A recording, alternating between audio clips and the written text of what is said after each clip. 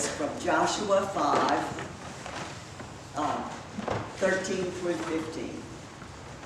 And it's found on page 197 in your pew Bible.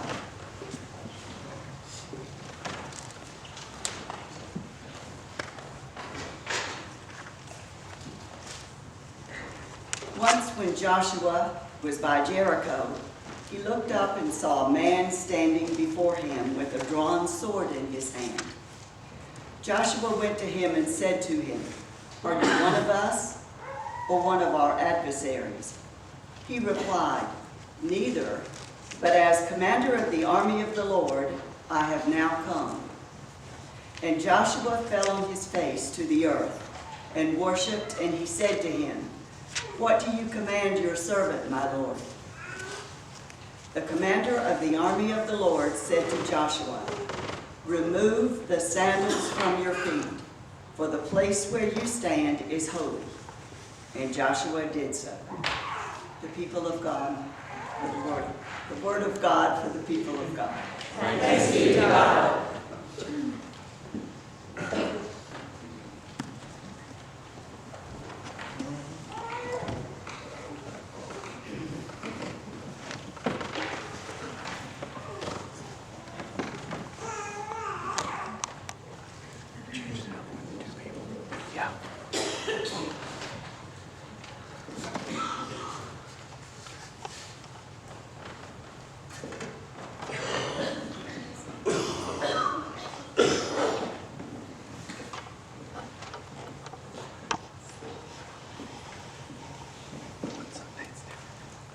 So, I'll confess to you that I didn't know for a long time that there are two places in the Bible where holy ground shows up.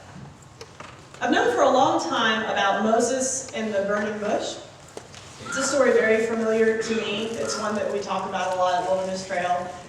And that moment where Moses gets told by God, "Take off your shoes, for the place you're standing is holy ground." It wasn't until much later, as I was reading through the Bible in its entirety, that it dawned on me that this had happened to someone else. It happened to Joshua, too.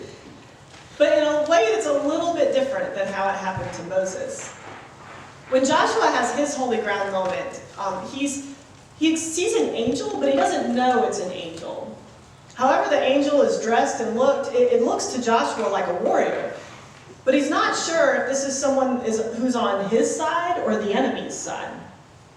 So he asks the angel, "Are you with us, or are you against us?" And the angel answers, in essence, "I'm with God. So take off your shoes, because right now you're on holy ground." I think this is the shift, the surprise in the moment that we want to talk about today. Because Joshua, thinking that he might be facing an enemy, he thinks he's on battleground. But as soon as the angel says that, the angel reveals a totally different reality that's even more true.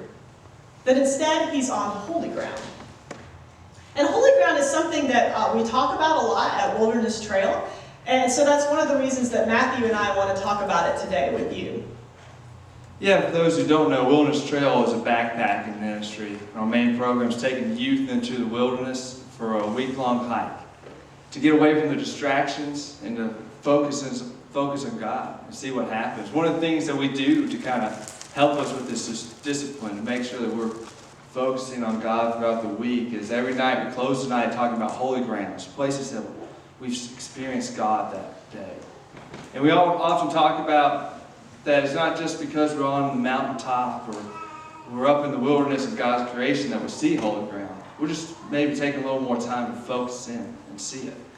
And it's amazing to see what that little discipline can do. I know Mary can attest to this too, that there's oftentimes, as soon as you hit the trail with a kid, and they put that pack on the first uphill, there'll be tears and saying, "I'm never going to do this again." And it's a broken record all week long. But the amazing part is, when they come back home, when they get off the first step off the van, before they see their parents, they'll turn around and say, "When are we going again next year?" And it's amazing. I think a lot of that has to do with the fact that we end each day thinking about God's presence. We end each day thinking about the high moments the important moments instead of focusing on the little things that get us in the way of focusing. So I think that's a huge part of our ministry, and it's amazing to see what it does. Yeah, it's funny how a week that's filled with battleground moments, really challenging moments, can also be filled with a lot of holy ground. And when you think about a challenge when you're backpacking, even if you've not done it before, one of the first things that might come to mind is rain. Because rain is like the worst case scenario when you're stuck outside for 5 days, right? I remember so many times getting asked by someone going on a hike for the first time, what are we going to do when it rains? As though there's some evacuation shelter that we'll go to. But nope, we just got to stick it out. And living here, you all know the power of those summer thunderstorms, how they can just drive through. And it's a little scary to get caught in them out there. One time in particular, I remember being out in the rain. We're coming into camp, and we are just locked in. It's one of those storms where you know it's not going to go anywhere for a long time. So we get into camp. I mean, camp is waterlogged, puddles everywhere, and we're standing there, spirits are low, and we realize we're going to have to set our tents up in the rain. So we devise a plan. 4 people stand at the corners of a tarp, and I'm one of them, and we hold the tarp up, while another 4 people cower underneath, trying to set the tent up as quick as they can without getting rain on it, until it gets in the dry with the rain fly, right? So I'm standing there, and I'm tired. I'm thinking about all the other tents we have to set up in the same way. And as I'm standing there holding the tarp, eventually water starts to collect on it, and it tips, and it drains right down the sleeve of my jacket. And it is cold, right? Those summer rainstorms. And I squeal, and it starts to happen to all the other people at the 4 corners. And before we know it, we're not screaming, we're laughing. And in the split second, this battleground moment turned to holy ground. And especially as we realized that we were doing it. We were actually getting tents set up, miraculously enough, in the middle of a thunderstorm. Holy ground out of such a terrible moment. I remember one of my battleground moments out there on the trail happened when I was a hiker. And we had one of our longest days on the trip. And on top of that, a couple of our folks got a little bit lost, went the wrong way on the trail. So we had to chase them down. We finally all got back together. We're beat. We haven't stopped for lunch yet, really. So we're feeling good about ourselves. We're back together, groups together. Let's break some bread. Let's enjoy this moment. Then the rain hits, and you can just see it instantaneously. Once that first drop hit, our heads go down. And it's, all right, how far is camp? I think it's time to go. And you can hear it. You can hear people saying, all right, let's just get to camp, get the tents up, let's get dry. We can try again tomorrow. It'll be all right. I think we can do this. And we see our leader, Sharon. She walks over the pack. We're like, all right, she's making a move. We'll go put our packs on, and we'll go. But now she goes in her pack and digs out the honey that we haven't touched yet this week. She walks over with a little smile and says, hey guys, we haven't eaten the honey yet. It's time, we got to finish this honey before the week's out. Let's start eating it. And I know it sounds goofy, but all of a sudden we just started having the most joyous time, eating this honey, trying to get as much as we can, getting soaking wet, then jumping in the mud, of course, because that's what kids do when they get honey on them, right? We're a laundromat's nightmare. But I'm never going to forget that. I'm never going to forget how we could have just missed out on that moment. How we could have just walked away with our heads down, thinking, oh, there's nothing left for us here. And it impacted me so much, knowing that my leader Sharon was like, knew that this moment was worth it, that there's God there, there's joy to be had, that we can't just leave with our heads down. So when you're backpacking, there are moments like this, like a big rainstorm that feel like we're just in battle. We're in a death march here. But the honest truth is, sometimes the entirety of the backpacking experience kind of feels like that, if you're walking 10 miles a day. And this summer, when we backpacked with our group, I think most of us took a turn feeling kind of low in our soul. Like, you know, you've got miles to go, it's hot, I'm tired, my feet hurt, I just want to be there. And often, if we get in that moment, we can kind of fall back to the back of the group, just head down, one foot in front of the other, in this low place.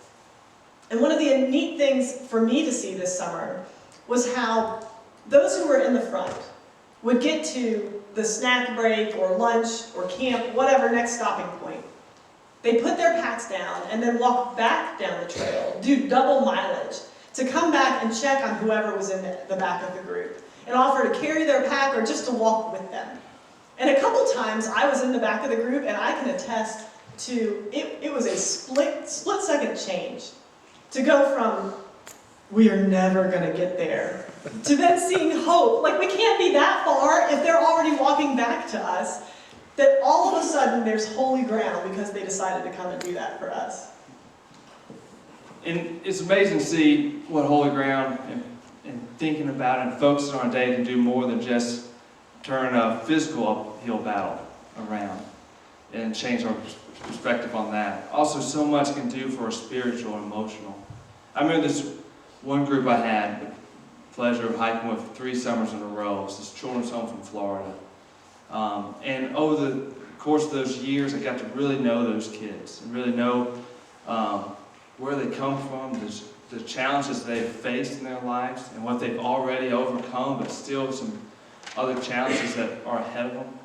A lot of them, and especially that last time I got to hike with them, they were graduating out of the program. There was a lot of uncertainty what would happen next.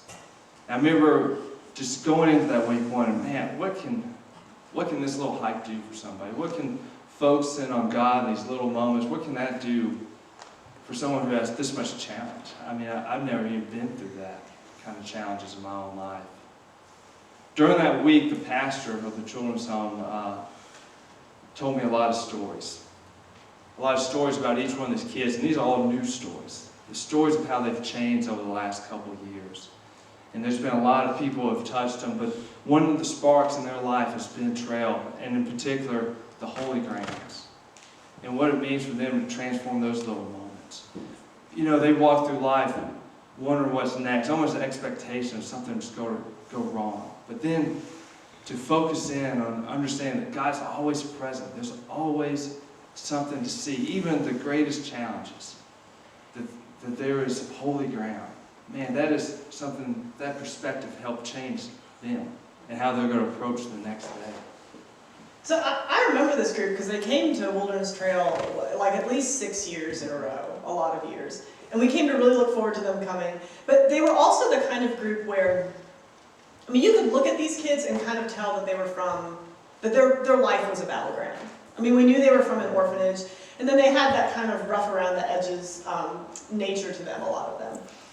So those are the people where you think, well, obviously they are benefiting from going home and finding hope in their battleground, finding holy ground in their battleground.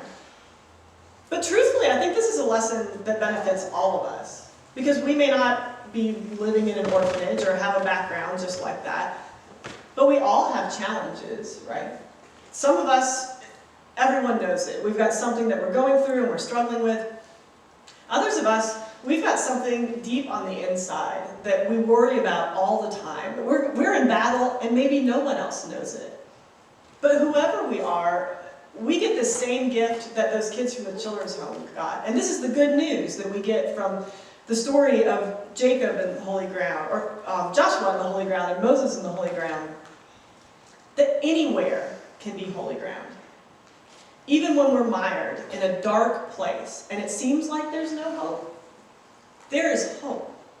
And God is there with us. And at any moment, we might realize that we need to take off our shoes. I know for me, one of the hardest places for me to see holy ground in any given week is Monday morning. Right? We wake up, I don't know about y'all, I wake up and I think about my to-do list. The things I got to get done that day, the things I got to get done that week, things at work. The honey-do list, of course, can't forget that. I don't want to make the missus mad. And as I go through my process of everything I need to go through, even in that day, I don't stop and think about how I'm going to see holy ground in that day. I know I miss out on so much when I do that. When I walk through my life with my head down, thinking, all right, what's the next thing?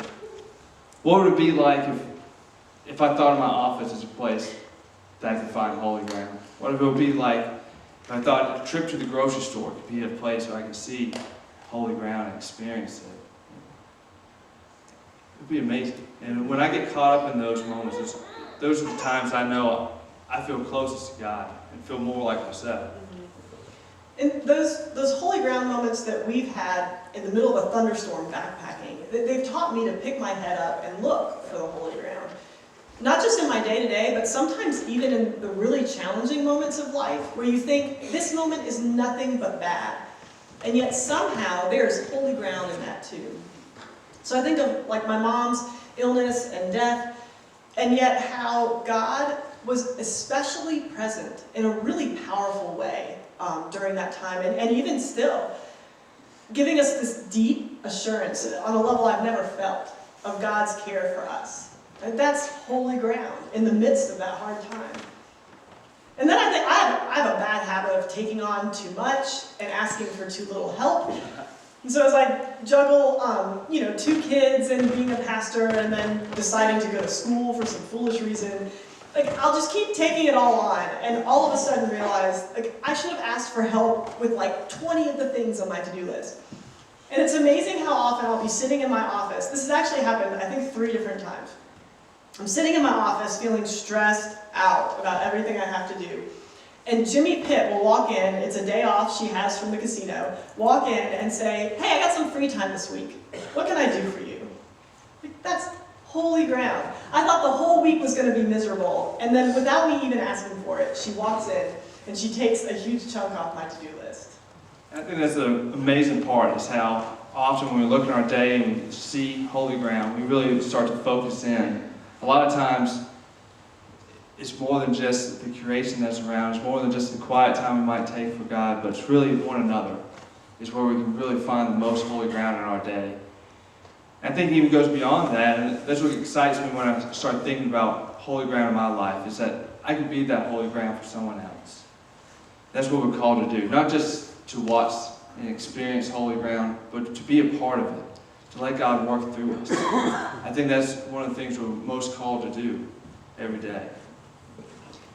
So what we hope to share with you by telling some of our Wilderness Trail stories is not to say, okay, we want you to understand holy ground better, so you should all come with us to Wilderness Trail. Although, if you want to come. No, the point we're trying to make is how God has taught us this about holy ground, and it happens to be through Wilderness Trail. But this is a universal lesson, not just for backpackers. We don't have to be on the peak of a mountain somewhere in order to see God work in this mysterious way. God is with us all the time. And so every moment, no matter how dark or how challenging, is a moment with the potential for us to take off our shoes, to be surprised to find God's presence in it. And so, if you are in a battleground kind of stage of your life, I want to give you the good news of hope. That even the ground you're on right now, as unholy as it might feel, God is there. And so by definition, it's holy. And if you're in a particularly peaceful stage of your life, where things are going pretty well, God is there. And I have a feeling that God will nudge you to be holy ground for someone else. To speak a kind word, or to offer to help out at just the right moment. God is with us at all moments, in all places. The truth is, if we're remembering it right, we probably ought to walk around barefoot all the time. But as a good second best, let's remember that everywhere we go, we're walking on holy ground. Amen.